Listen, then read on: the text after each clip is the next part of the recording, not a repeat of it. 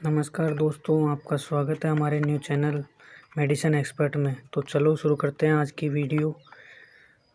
ये प्रोडक्ट मेरे हाथ में जेनरिक है ब्रोक्शा डीएक्स के नाम से, जो कि इसकी manufacturing company top most manufacturer जैसे कि Juventus life sciences district Solan Himachal Pradesh से मैन्युफैक्चर हुआ है।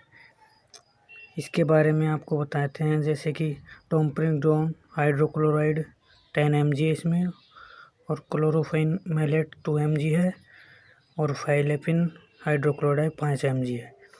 ये जैसे कि हमारे आम लोगों में खांसी की शिकायत होती है, तो खांसी में बहुत अच्छा रिजल्ट माना गया है इस ब्रोक्शा डीएक्स के नाम से जो आती है।